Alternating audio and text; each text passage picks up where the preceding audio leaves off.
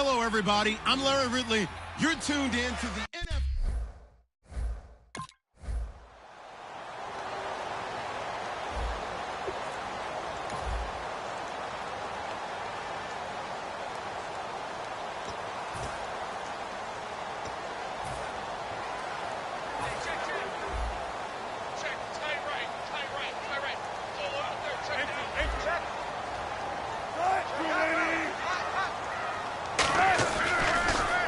Now they'll run it on the toss. And he's got room. And past the 30 down to about the 27. That one good for 10 yards. And that'll bring up a second and just about a few inches here. That was a good, strong run there. While it won't pick up a first down, it was definitely something needed by that offense. A positive run. They got a good push by their guys up front. Maybe something they can build on as this game continues. And he's brought down. A nice pickup there of 11 yards, and it'll move the sticks. How many times do we say in this game that speed kills, and it does it in so many different ways? In this case, you got a back who's quick and shifty, can make moves, make people miss, but also gets to and through a hole before it can close down. That's some of the benefits of that speed, not just outrunning people in the secondary. And that led to a really nice game. A solid pickup of 13 sets him up first and goal. Okay, no score on that play, but this guy's been a touchdown machine all year long. You know they trust him with the football.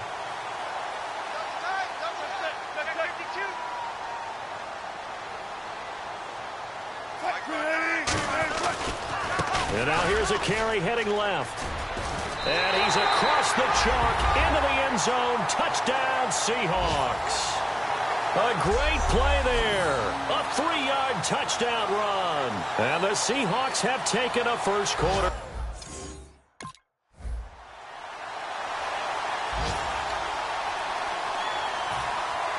So a tie ball game here as the kick's away. And they will not get a chance to return this one as it's through the end zone for a touchback.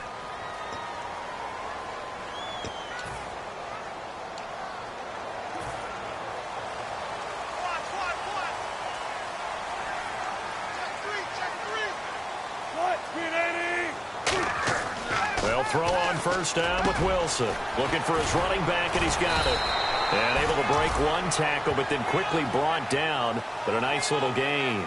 And a nice gain and a broken tackle along the way. And really, we shouldn't be surprised, should we? That's what runners do, especially the best ones. They break tackles and gain extra yardage. And he'll give it here to his running back. Try to find a lane, but instead he'll get back to the line of scrimmage and no more.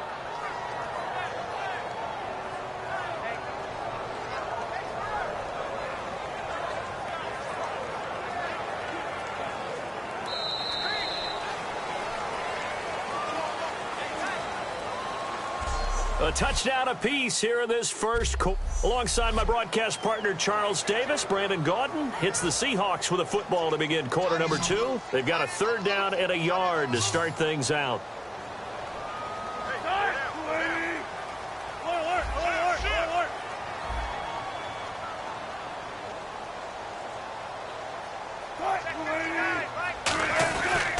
They'll give it to him right up the gut.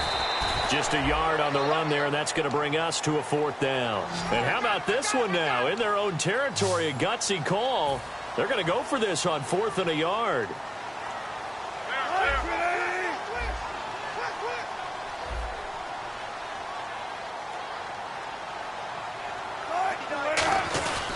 And they'll run it here. And the broken tackle helps lead to a 1st down gain. 6 yards on the pickup, and they're able to pick up the conversion here on 4th down. I tell you, on 4th and 1, when you're way back on your side of the field, I thought this might just be an attempt to draw them off and get the 1st down that way. But they were going for it the whole time, and they wind up getting it. They'll come out in the pistol. And they'll go ground game here with the tailback. And he will lose yardage here to the 31-yard line. He lost 9 there. That's really going to set him back for 2nd down. Well, so much for all the time that you spend in practice, because for offensive linemen and running backs to get in sync, that requires a ton of practice time, a ton of watching tape together, a ton of really getting to where you're thinking with one mind on every single play that's called, every single run, because you want to know how your guy's going to block it. They want to know how he's going to run it, what kind of cuts he's going to make, and it's really anticipatory.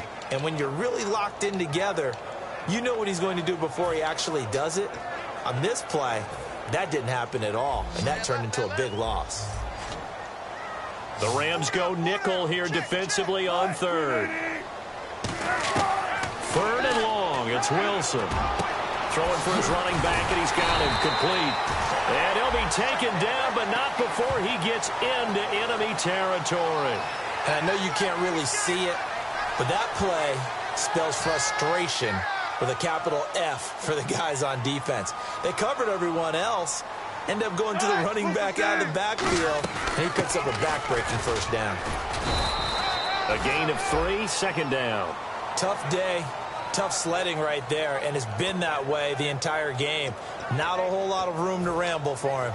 Yeah, you're right. It's been that way all afternoon. Didn't get a whole lot better there. And the 8th play on this drive coming up. Again, we'll see the pistol here. And they'll go with a ground attack here. And he's got some space here. The 20. And all the way in. Touchdown, Seattle. A big play there with his second touchdown here in this first half. And the Seahawks have taken the lead. And always a good first half. So the Rams call on Johnny Hecker here to punt it away on 4th down.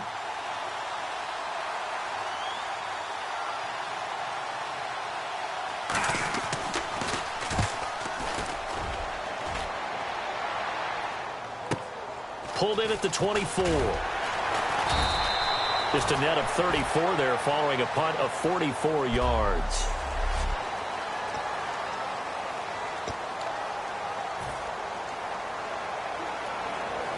And Seattle now ready to march out of the field. And they were able to punch it in the end zone last time. They'll be looking to do that again here for the defense. Obviously, they'll be looking to stop them from punching it back in the end zone. It always is punch-counter-punch, isn't it? And which team has the advantage? Well, let's just go back. Last time on offense, they rolled downfield, got into a good rhythm. You can see a little more bounce in and out of the huddle. You can see the sideline really get into the game. So defensively, you're thinking to yourself, how do we take that away from them? How do we get the advantage back? Let's see what they come up with. I think pressure is always the first way to go. You love pressure. I love it. We'll see if they dial it up this drive.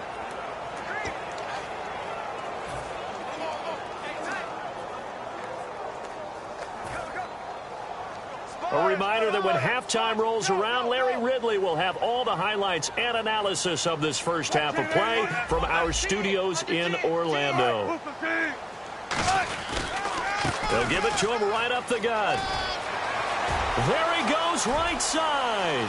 And he cuts right sideline and some room to go. And all the way in, touchdown Seattle. A great effort there. On his way to a monster game, 3 first-half touchdowns.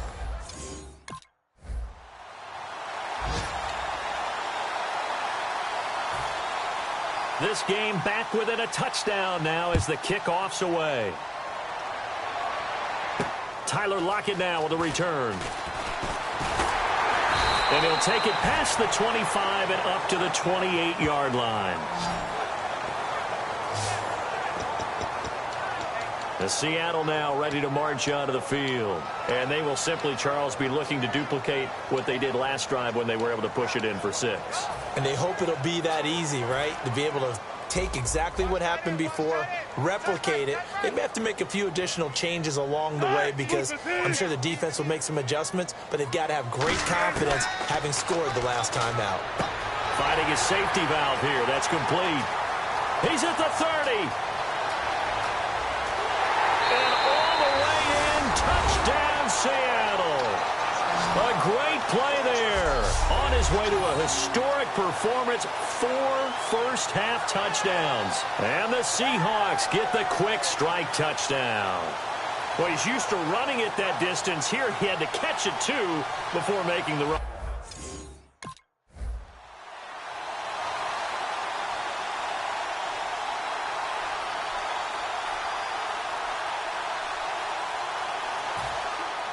Looks like the defense in press coverage here.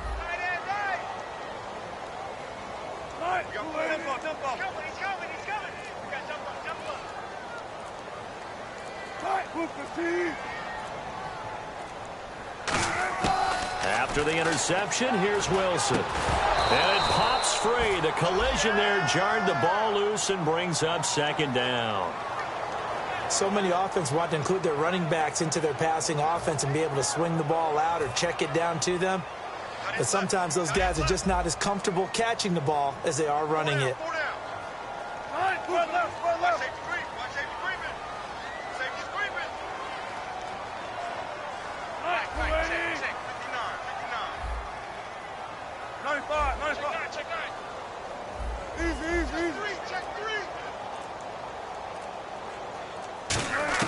Second and 10. It's Wilson again. And incomplete. He tried to leave it underneath. Nearly got picked. They may be lucky to have that one back. Third down. Oh, man, that was close. The opportunity to change momentum, big play, right in his hands, unable to come down with it. A sigh of relief, no doubt, on offense that fell harmlessly to the ground. So here we go now. An extra defensive back in there on 3rd and 10. Now Wilson. That'll be incomplete with 9 seconds now showing on the clock.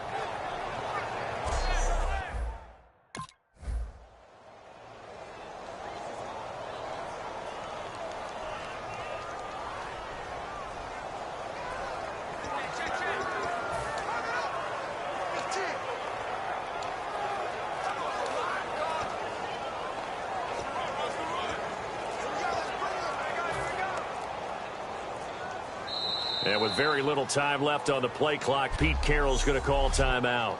So as they take it over, we step aside.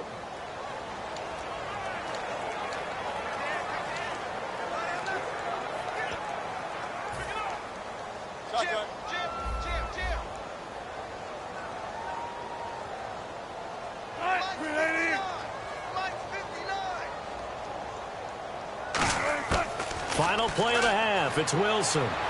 And the catch is made here by Tyler Lockett. And he eventually goes down, but not before. Never mind, Larry. Forget your halftime report. Apparently, we are set for the third quarter of action already. So both teams have their marching orders, and we'll get going again here in quarter number 3. This one taken just inside the 10. And he's up across the 25 and down at the 28-yard line.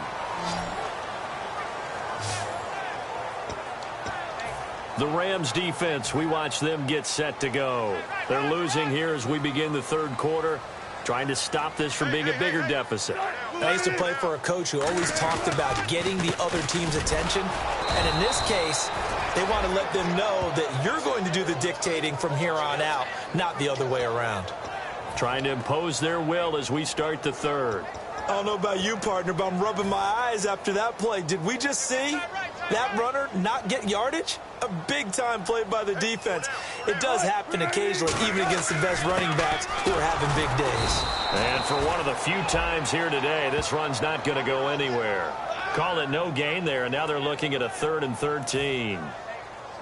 But it was stopped on that play. We had plenty of carries all afternoon.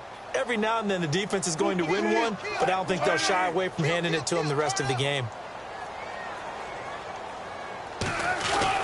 They'll give it to him right up the gut. And he's able to take this one up to the 35-yard line. Now, the offense is not leaving the field. They're going to stay out and go for it on 4th and 3.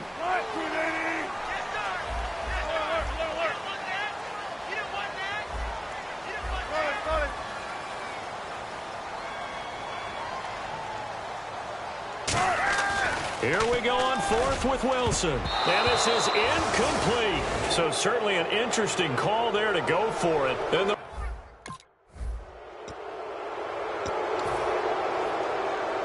And the Seahawks get ready to trot out on the field. And last time they were very fortunate, this offense. They went for it on 4th, turned it over in their own territory. but the other guys held up. They didn't give up any points. So how about the guy with the #1 headset on the sidelines, the head coach?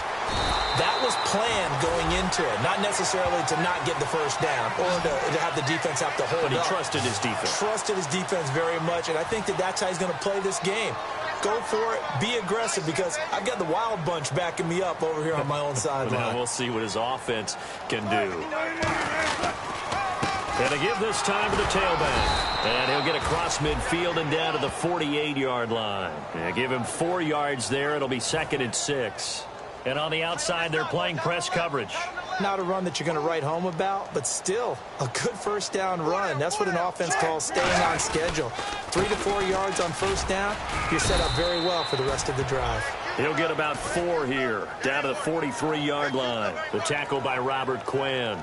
Frustrating for a defense, energizing for an offense. Finding a way to create that type of yardage in your running game, that'll make the guys carrying the ball very, very happy.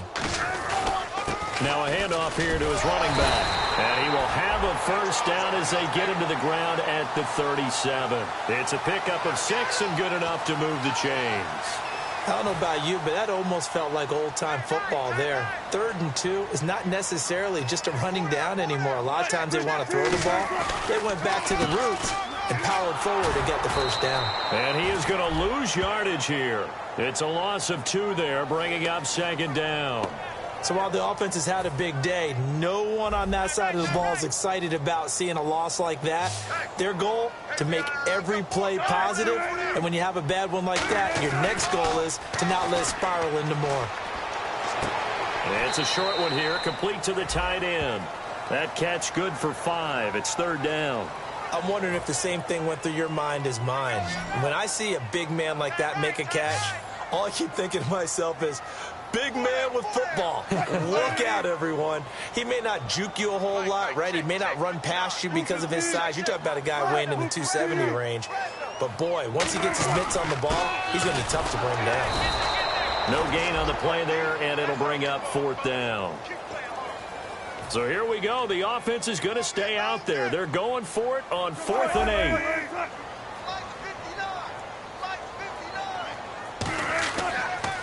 Now they'll run it on the toss. And he's going to get this one down to the 30. The Seahawks go for it but can't convert. And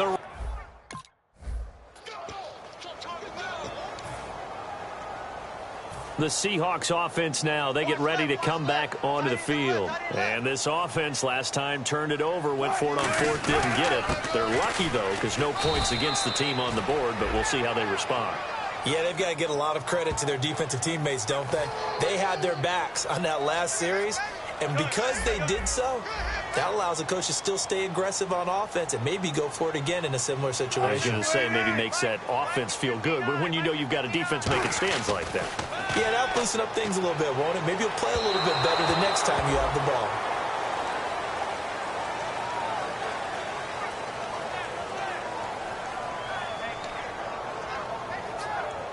In danger of squandering their great field position as they come up on a 3rd and 7.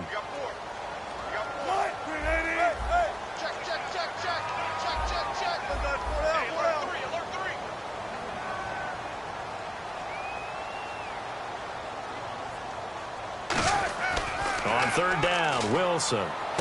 He's going to find his running back. It's complete. The 13 yards that time and a first. It's a nice job hitting him on the angle route there. Come out of the backfield, cutting sharply across the middle. And that's good timing between the quarterback and his receiver. Effective 3rd down play to move the chains.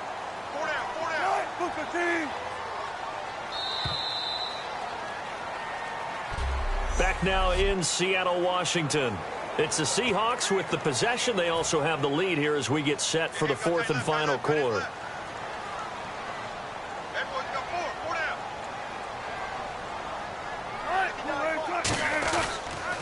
Now they'll run it on the toss. And I think the ball's out. And now the Rams have got it, going the other way.